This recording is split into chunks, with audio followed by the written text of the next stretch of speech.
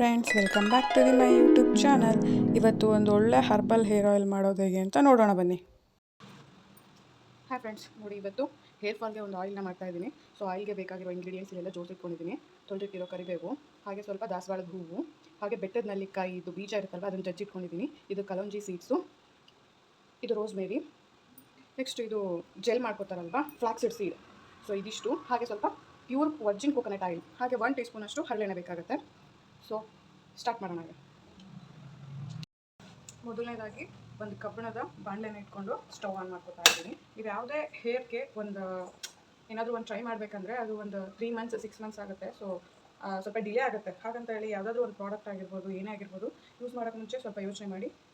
ಕಬ್ಬಿಣದ ಕಡಾಯಿ ಯಾಕೆ ಅಂದರೆ ಇದರಲ್ಲಿ ಐರನ್ ಇರುತ್ತೆ. ಸೊ ಏನೇನು ಇಂಗ್ರೀಡಿಯೆಂಟ್ಸ್ ಹಾಕ್ತೀವೋ ಅದೆಲ್ಲ ಡೈರೆಕ್ಟ್ ನಮ್ಮ ರೂಟ್ ಹೋಗುತ್ತೆ. ಸೊ ಹಾಗಾಗಿ ಕಬ್ಬಿಣದ ಕಡಾಯಿ. ನೆಕ್ಸ್ಟು ಪ್ಯೂರ್ ಕೊಕೊನಟ್ ಆಯಿಲ್ನ ಇದಕ್ಕೆ ಆ್ಯಡ್ ಮಾಡ್ಕೊಳ್ತಾ ಇದ್ದೀನಿ. ಪ್ಯೂರ್ ಕೊಕೊನಟ್ ಆಯಿಲು ನಾನೀಗ ಒಂದು ವಾರ, ಒಂದು 15 ದಿನ ಆಗೋಷ್ಟು ಮಾಡ್ಕೊತಾ ಇದ್ದೀನಿ. ಸೊ ಆಯಿಲ್ ಬಿಸಿ ಆಗ್ತಿದೆ, ಒಂದೊಂದೇ ಇಂಗ್ರೀಡಿಯೆಂಟ್ಸ್ನ ನಾನು ಆ್ಯಡ್ ಮಾಡ್ಕೊಳ್ತಾ ಹೋಗ್ತೀನಿ. ನೋಡಿ, ಮೊದಲನೇದಾಗಿ ರೋಸ್ಮೇರಿ ನಿಮಗೆ ಗೊತ್ತೇ ಇದೆ, ಹೇರ್ ಗ್ರೋತ್ಗೆ ತುಂಬ ಒಳ್ಳೆಯದು. ಇವಾಗ ಆಲ್ಮೋಸ್ಟ್ ಎಷ್ಟೊಂದು ಬಿಡ್ತಾ ಇರ್ತಾರೆ, ರೋಸ್ಮೇರಿ ಶಾಂಪೂ ಆಗಿರ್ಬೋದು, ರೋಸ್ಮೇರಿ ಆಯಿಲ್ ಆಗಿರ್ಬೋದು. ಸೊ ನೀವು ಅದು ಇದು ಹೊರಗಡೆ ತೊಗೊಂಡು ಸುಮ್ಮನೆ ದುಡ್ಡು ಇನ್ವೆಸ್ಟ್ ಮಾಡಿ ನಮ್ಮ ಕೂದಲನ್ನ ನಾವು ಕಳ್ಕೊಳ್ಳೋಕ್ಕಿಂತ ಮನೇಲಿ ನಾವು ಯಾಕೆ ಟ್ರೈ ಮಾಡಬಾರ್ದು.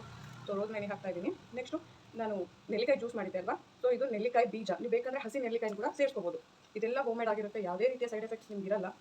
ಸೊ ನೀವು ಧೈರ್ಯವಾಗಿ ಇದನ್ನು ಟ್ರೈ ಮಾಡ್ಬೋದು. ಇದು ಅಗಸೆ ಬೀಜ, ಎಲ್ಲ ಒಂದೊಂದು ಸ್ಪೂನು, ಒಂದು ವಾರದಿಂದ ಒಂದು 10 ದಿನ ಇದನ್ನು ನಾವು ಒಬ್ಬಳೇ ಯೂಸ್ ಮಾಡ್ತಾ ಇದ್ದೀನಿ. ಸೊ ಹಾಗಾಗಿ ನನಗಿಷ್ಟು ಸಾಕಾಗುತ್ತೆ. ಫ್ಲೆಕ್ಸಿಡ್ ಸೀಡ್ದು ಜೆಲ್ ಎಲ್ಲ ಮಾಡಿ ಟ್ರೈ ಮಾಡ್ತಿರ್ತಾರಲ್ವ, ಸೊ ನೋಡಿರ್ಬೋದು ನೀವು, ಅದು ಜೆಲ್ ಎಲ್ಲ ಸಿಗುತ್ತೆ. ಸೊ ಬೇರೆ ಎಲ್ಲ ಸಲ್ಫೇಟ್ ಇರೋ ಪ್ರಾಡಕ್ಟ್ನ ಯೂಸ್ ಮಾಡಿ ಕೂದಲು ಕಳ್ಕೊಳ್ಳೋಕ್ಕಿಂತ ಇದೆಷ್ಟೋ ಬೆಟರ್. ನಮಗೆ ಸಿರಿಯುತ್ತೆ. ಸ್ವಲ್ಪ ಕೇರ್ಫುಲ್ಲಾಗಿ ಮಾಡ್ಕೋಬೇಕು. ಫ್ಲೇಮ್ ಮೀಡಿಯಮ್ ಫ್ಲೇಮ್ ಇರಲಿ.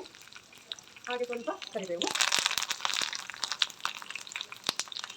ಯಾರಿಗೆಲ್ಲ ಜಾಸ್ತಿ ಡ್ಯಾಂಡ್ರಫ್ ಇರುತ್ತೆ, ತುಂಬ ಇಚ್ಚಿಂಗ್ ಇರುತ್ತೆ, ತಾವು ಕೂಡ ಸ್ವಲ್ಪ ಒಂದು 5 ರಿಂದ 10 ಎಲೆಯಷ್ಟು ಬೇವಿನ ಎಲೆಯನ್ನು ಕೂಡ ಟ್ರೈ ಮಾಡಿ. ಇದು ಕಲೋಂಜಿ ಸೀಡ್ಸು, ಇದು ಕೂಡ ಬೇವಿನ ಬೀಜ ಆಗಿರುತ್ತೆ. ಇದು ಕೂಡ ಅದೇ ಥರ ಯೂಸ್ ಆಗುತ್ತೆ. ಯಾರಿಗೆಲ್ಲ ಪ್ಯೂರ್ ಅಲೋವೆರಾ ಜೆಲ್ ಸಿಗುತ್ತೆ ನೋಡಿ ಮನೇಲಿ, ಅವರು ಕೂಡ ಇದಕ್ಕೆ ಆ್ಯಡ್ ಮಾಡ್ಕೊಳ್ಳಿ. ನನಗೆ ಇಷ್ಟ ಇಲ್ಲ.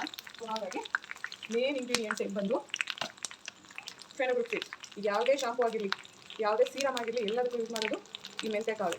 ಮೆಂತೆಕಾಳು ಏನು ಮಾಡುತ್ತೆ ಅಂದರೆ ನಮ್ಮ ಬಾಡಿ ಹೀಟನ್ನು ಮ್ಯಾನೇಜ್ ಮಾಡುತ್ತೆ. ಬಾಡಿ ಹೀಟ್ ಮ್ಯಾನೇಜ್ ಆಯಿತು ಅಂದರೆ ಆಟೋಮೆಟಿಕ್ಕಾಗಿ ಹೇರ್ ಫಾಲ್ ಆಗೋದು ಸ್ಟಾಪ್ ಆಗುತ್ತೆ. ಯಾವಾಗ ಬಾಡಿ ಹೀಟ್ ಜಾಸ್ತಿ ಆಗುತ್ತೋ ಆವಾಗ ಹೇರ್ ಫಾಲ್ ಆಗೋದು ತುಂಬ ಜಾಸ್ತಿ ಆಗುತ್ತೆ. ಸೊ ಹಾಗಾಗಿ ನಮ್ಮ ಬಾಡಿನ ಯಾವಾಗಲೂ ನಾವು ಒಂದು ಮೇಂಟೈನ್ ಟೆಂಪರೇಚರ್ ಇಟ್ಕೋಬೇಕಾಗುತ್ತೆ.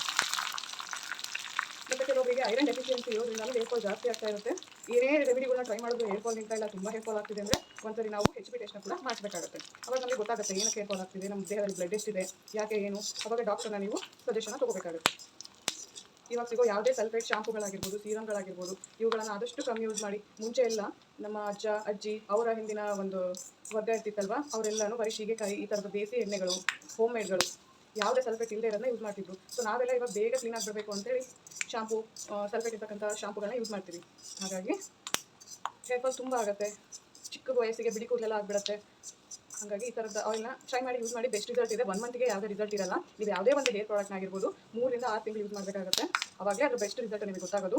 ನಾನು ಇದನ್ನು ತುಂಬ ವರ್ಷದಿಂದ ಯೂಸ್ ಮಾಡ್ತಿದ್ದೀನಿ. ಬಟ್ ನನಗೂ ನನಗೂ ಬಿಜಿ ಶೆಡ್ಯೂಲ್ಡಲ್ಲಿ ಶಾಂಪೂ ಎಲ್ಲ ಯೂಸ್ ಮಾಡಿ ಸಾಕಷ್ಟು ಹೇರ್ ಫಾಲ್ ಆಗಿದೆ. ಬಟ್ ಇವಾಗ ನ್ಯೂ ಬೇಬಿ ಹೇರ್ ಗ್ರೋತ್ ಆಗ್ತಿದೆ ಬಿಕಾಸ್ ಆಫ್ ದಿಸ್ ಹೇರ್. ಜಾಸ್ತಿ ಎಲ್ಲ ಇದು ಮಾಡೋದು ಬೇಡ, ಅದನ್ನೆಲ್ಲ ಕಪ್ಪಗಾಗೋದು ಬೇಡ. ಲೈಟಾಗಿ ಹಾಕಿರೋ ಇಂಗ್ರೀಡಿಯೆಂಟ್ಸ್ ಎಲ್ಲ ಕೆಂಪಗಾದರೆ ಸಾಕಾಗುತ್ತೆ. ನೋಡಿ, ಇಷ್ಟ ಆದರೆ ಸಾಕು. ಆದಷ್ಟು ಕಬ್ಬಿಣದ ಕಡಾಯಿಲೆ ಮಾಡೋಕ್ಕೆ ಟ್ರೈ ಮಾಡಿ.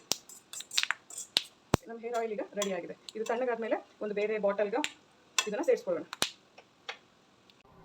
ನೋಡಿ ಫ್ರೆಂಡ್ಸ್, ಆಗಲೇ ರೆಡಿ ಮಾಡಿದ್ದೆ ಅಲ್ವಾ ಎಲ್ಲ ಇಂಗ್ರೀಡಿಯೆಂಟ್ಸ್ ಆಗಿ. ಕುದಿಸಿರ್ತಕ್ಕಂಥ ಆಯಿಲ್ನ ನಾನೀಗ ಶೋಧಿಸ್ಕೊತಾ ಇದ್ದೀನಿ. ನೀವು ಈ ಆಯಿಲ್ನ ಹಾಗೆ ಡೈರೆಕ್ಟಾಗಿ ಕೂಡ ಅಪ್ಲೈ ಮಾಡ್ಬೋದು. ಇಲ್ಲಾಂದರೆ ನೀವು ಒಂದು ಸ್ವಲ್ಪ ಕೋಕೋನಟ್ ಆಯಿಲು ಮತ್ತು ಈ ಎಲ್ಲ ಇಂಗ್ರೀಡಿಯೆಂಟ್ಸ್ ಹಾಕಿರೋ ಈ ಆಯಿಲ್ನ ಅದಕ್ಕೆ 1 ಸ್ಪೂನಷ್ಟು ಆ್ಯಡ್ ಮಾಡಿ, ನಿಮ್ಮ ಹೇರ್ಸ್ ಎಷ್ಟಿರುತ್ತೋ ಅಷ್ಟನ್ನು ನೀವು ತೊಗೊಂಡು ಕೂದಲು ಬುಡಕ್ಕೆ ಚೆನ್ನಾಗಿ ಮಸಾಜ್ ಮಾಡಿದ್ರೂ ಆಯಿತು. ತುಂಬ ಒಳ್ಳೆ ರಿಸಲ್ಟ್ ಬರುತ್ತೆ ಮತ್ತು ಯಾವುದೇ ರೀತಿಯ ಸೈಡ್ ಎಫೆಕ್ಟ್ ಇರಲ್ಲ ಈ ಆಯಿಲು. ಮಿಸ್ ಮಾಡದೆ ಒಮ್ಮೆ ಟ್ರೈ ಮಾಡಿ. ಸಮ್ಟೈಮ್ಸ್ ಹೆಲ್ತ್ ಇಶ್ಯೂಸ್ ಆಗಿರುತ್ತೆ. ಈಗ ಚಿಕ್ಕ ವಯಸ್ಸಿಗೆ ಹೇರ್ ಫಾಲು, ಗ್ರೇ ಹೇರು ಈ ಥರ ಎಲ್ಲ ಆಗ್ತಿರುತ್ತೆ. ನಾನು ಹಾಕಿರೋ ಪ್ರತಿಯೊಂದೂ ಈ ಕಲೋಂಜಿ ಸೀಡ್ಸ್ ಇದೆಯಲ್ಲ, ಕೂದಲನ್ನ ಕಪ್ಪು ಮಾಡುತ್ತೆ, ಬುಡದಿಂದನೇ ಕಪ್ಪು ಮಾಡುತ್ತೆ ಮತ್ತು ಸ್ಟ್ರಾಂಗ್ ಮಾಡುತ್ತೆ. ಮಿಸ್ ಮಾಡದೆ ನೋಡಿ, ಟ್ರೈ ಮಾಡಿ. ತುಂಬ ಒಳ್ಳೆ ಹೇರ್ ಆಯಿಲು. ಹೀಗೇನಾದರೂ ಅಪ್ಲೈ ಮಾಡಿ, ಇಲ್ಲಾಂದರೆ ಇದಕ್ಕೆ ಇನ್ನೂ ಸ್ವಲ್ಪ ಕೊಬ್ಬರಿ ಎಣ್ಣೆ ಹಾಕಿಬಿಟ್ಟು ಯೂಸ್ ಮಾಡ್ಬೋದು ನೀವು. ನನ್ನ ವಿಡಿಯೋ ನಿಮ್ಗೇನಾದರೂ ಇಷ್ಟ ಆಗಿದ್ರೆ ನನ್ನ ಚಾನಲ್ ಸಬ್ಸ್ಕ್ರೈಬ್ ಮಾಡ್ಕೊಳ್ರಿ.